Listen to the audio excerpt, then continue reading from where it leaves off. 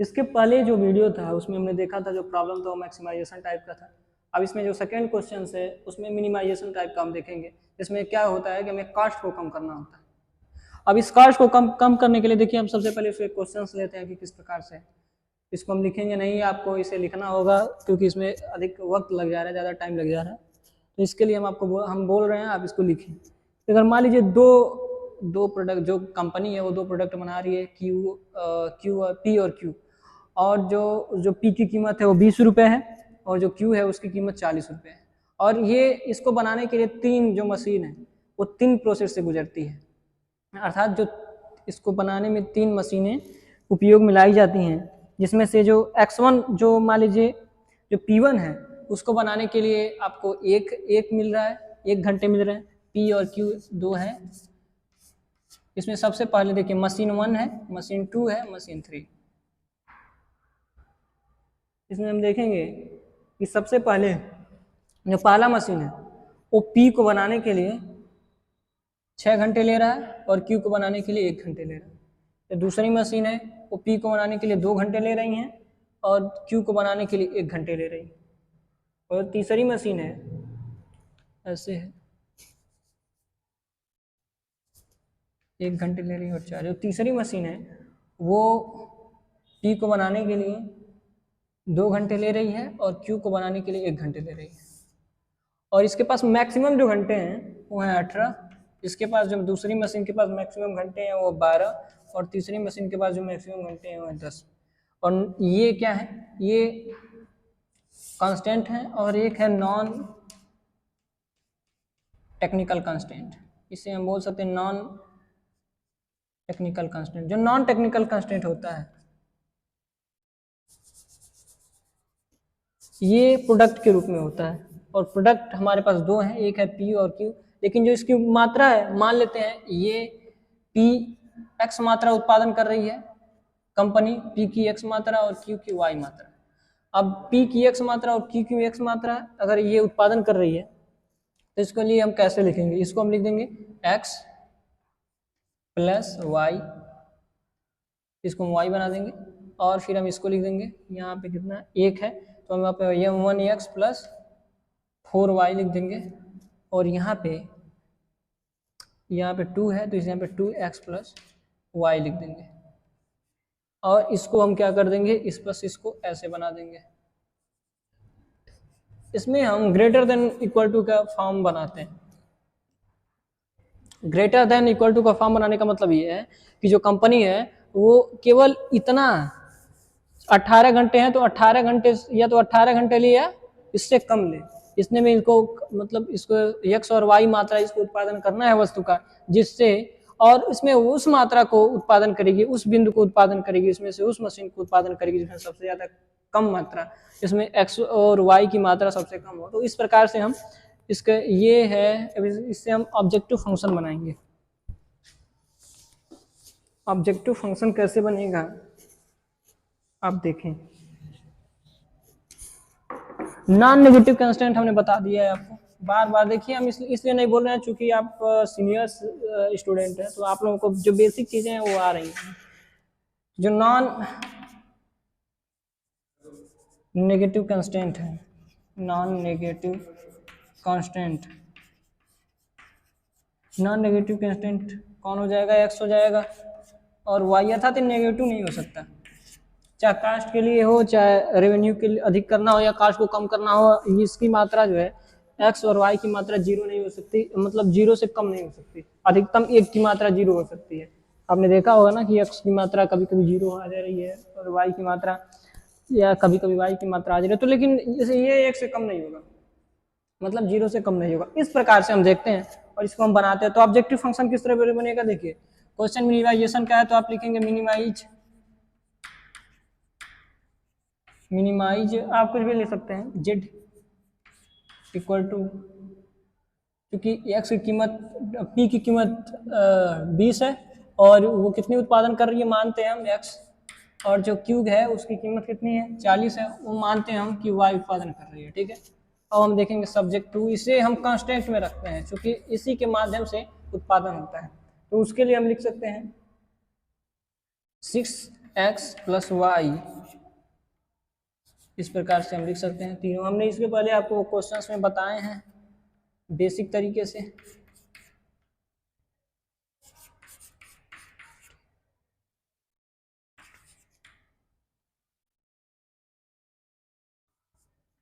To x plus Y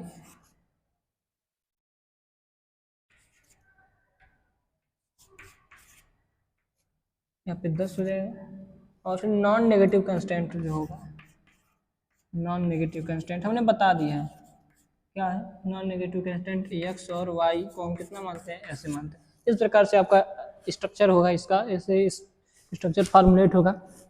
अब इनको यहीं पे सीधे आप इस क्वेश्चन को लिख लें। अब हम इसको यहीं से सीधे सॉल्व करेंगे। किस प्रकार से सॉल्व किया जाएगा, हम इसको इक्वल करेंगे ग्राफिकल मेथड के लिए। तो जैसे ही देखिए x का मान हम अगर 0 मानते हैं, देखिए यहाँ पे x का मान 0 मानेंगे, जैसे ही x का मान मानेंगे तो y का मान कितना हो जाएगा 18।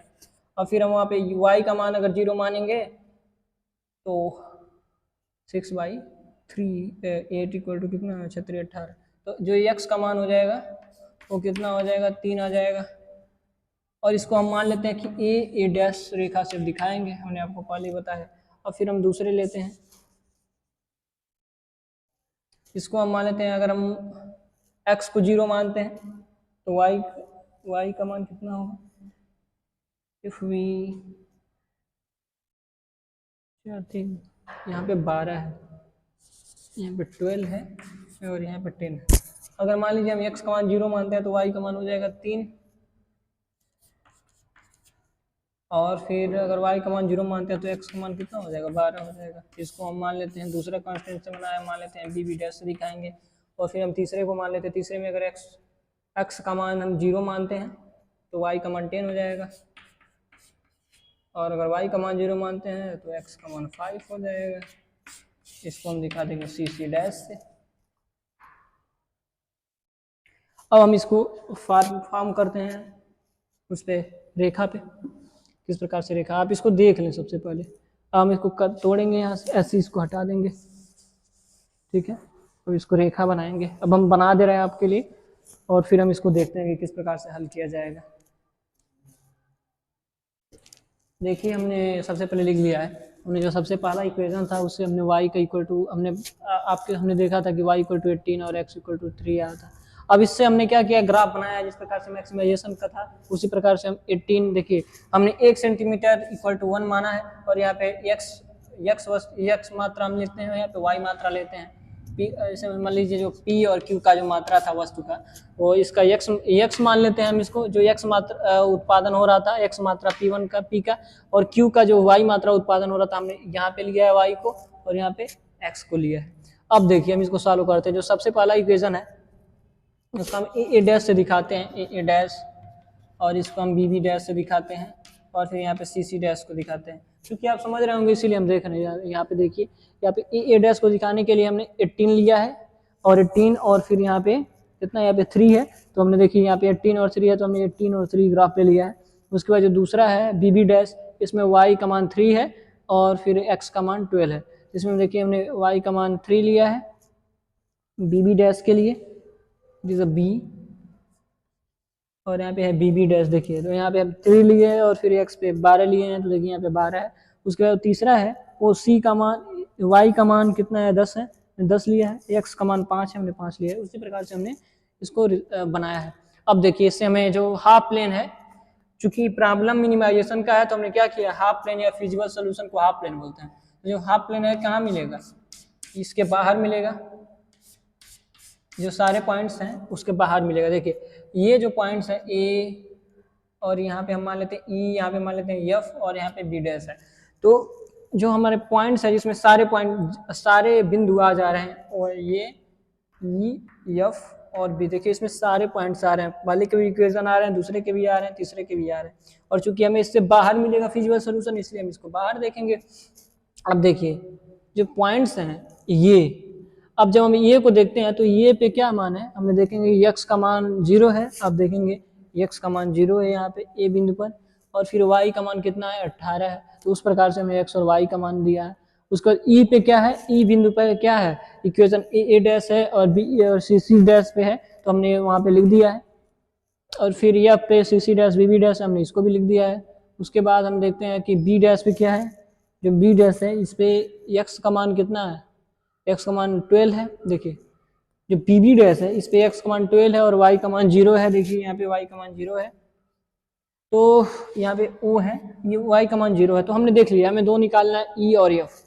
जब ई और एफ निकालना, देखिए हमने ए को निकालने के लिए हमने क्या किया है, जो सबसे पहला इक्वेशन है उसको रख लिया है, और फिर जो सी सी है, सी सी डैश है, ए डैश को रखा है, फिर सी सी डैश को रखा है। फिर हमने इसको काटने के लिए देखिए क्या किया है, हमने इसको काट दिया है, फिर इसको हमने 18 में से 10 घटाया तो 8। क्योंकि ये नॉर्मल मैथमेटिक्स है तो आप ये सब जानते होंगे। तो फिर हमने इसको घटाया है, इस इक्वेशन को हमने, इस इक्वेशन के थ्रू एक्स और वाई का मान निकालना है। तो हमने इसको गुणा करना है या घटाना है, किसी भी तरीके से इसको हटाना है, सेट करना है इसको। तो y और y दोनों है तो कट जाएगा, फिर 4x आ गया, 8 आ गया, फिर x का मान यहाँ से 2 निकल जाता है। और x का मान जैसे ही 2 निकलेगा, x का मान हम किसी भी इक्वेशन में रख देंगे तो हमें y का मान निकल जाएगा। देखिए y = 6 आ गया, तो जो हमारा e पे मान है वो कितना निकल जाएगा, 2 और 6 निकल गया। और फिर हमें केवल इसको निकालना है, एफ पे निकालना है सी सी डैश और बी बी डैश। तो C C dash 2x plus Y, और फिर x और जो बी बी डैश हो उसका मान x प्लस 4y है। चूंकि हमने ये सब देख लिया है, इसका काम हो गया, तो हम इसको मिटा देंगे सारी चीज़ों को। अब हमें केवल x और y के मानों से मतलब है, तो हमने निकाल लिया है। अब देखिए हमने निकाल लिया है, फिर कैसे इसको करेंगे, क्योंकि हमें इसका भी मान निकल गया है ई बिंदु वाला, तो इसको ऐसे लेंगे। अब देखिए केवल हमें इसका मान निकालना था एफ का। जब एफ बिंदु पे हम लेंगे तो सी सी डैश के इक्वेशन को लिखेंगे, बी बी डैश के इक्वेशन, फिर इसको इक्वल करेंगे, बराबर करेंगे। तो अब ऐसे तो कटेगा नहीं, क्योंकि यहाँ पे 4y, हम किसी एक को हम इसको बराबर करेंगे। तो उसके लिए हम क्या करेंगे, हमें ईजी पड़ेगा कि हम इस इक्वेशन में 4 से गुणा कर दें, तो 4y यहाँ पे है तो 4y यहाँ पे हो जाएगा। तो जब 4 से गुणा कर देंगे तो यहाँ पे हो जाएगा 8x, नीचे लिख देते हैं 8x plus 4y equal to 14 हो जाएगा। और फिर यहाँ पे वैसे लिख देंगे x प्लस 4y, यहाँ पे 4y हो जाएगा, यहाँ पे 4y लिख देंगे, और यहाँ पे 12 लिख देंगे, बस वैसे हो जाएगा। बहुत ही ईजी है। तो y से y कट जाएगा, यहाँ पे हो जाएगा 7x प्लस, यहाँ पे हो जाएगा 28, आई थिंक 28 होगा यहाँ पे। तब फिर अब हम क्या करेंगे, एक्स को मान निकालेंगे 28/7, तो क्या हो जाएगा, x = 4 हो जाएगा, x = 4 हो जाएगा। अब देखिए x का मान किसी भी इक्वेशन में रख देंगे, x = देखिए यहाँ पे 4 हो गया, हम यहाँ पे लिख देंगे कि x = कितना हो जाएगा, x = 4 हो गया, तो हम यहाँ पे 4 लिख देंगे। अब बचा है y, तो किसी भी इक्वेशन में x का मान रख देते हैं इसमें, या तो सी सी डैश में रख दो, या तो किसी में भी रख दो, सी सी डैश में रख दो या बी बी डैश में रख दो, किसी में। तो हम रखते हैं 2x प्लस 4y, देखिए 2x plus 4, 2x plus Y, ये सी सी का मान, सी सी डैश का मान है। तो और फिर यहाँ पे 10 था, अब इसमें रख देंगे 2 इंटू कितना है 4 है, तो प्लस वाई इक्वल टू 10 है। अब तो वाई इक्वल टू कितना हो जाएगा, 10 माइनस 2, 10 माइनस 8।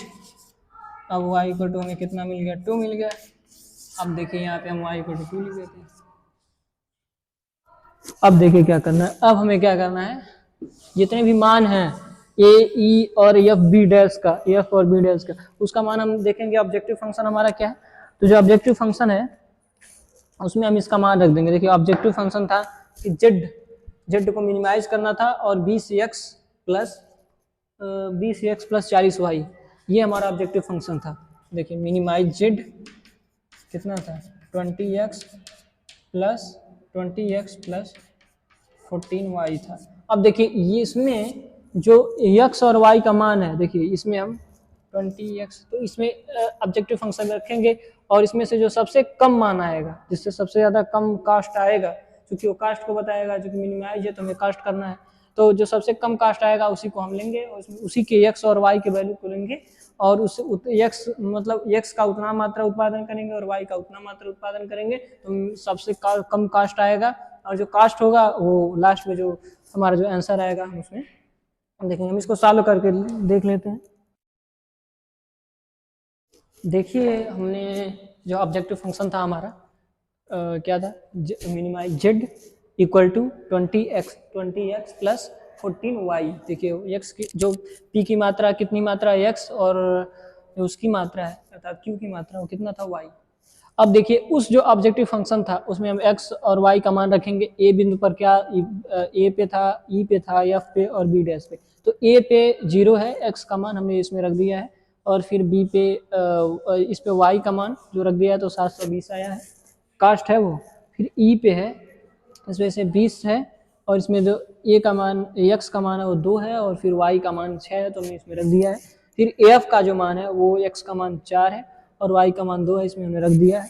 और फिर b डैश का मान है वो 12 है और 0 है y का मान, तो हमने इस तरीके से रखा है। अब देखिए इसमें जो सबसे कम कास्ट आ रहा है वो है f पे। f पे सबसे कम कास्ट आ रहा है, उस पे x का मान 4 है और y का मान 2 है, तो हम लिख देंगे f is our optimum solution. ये क्या है, f क्या है, ऑप्टिमम सोल्यूशन है, ऑप्टिमम सोल्यूशन है।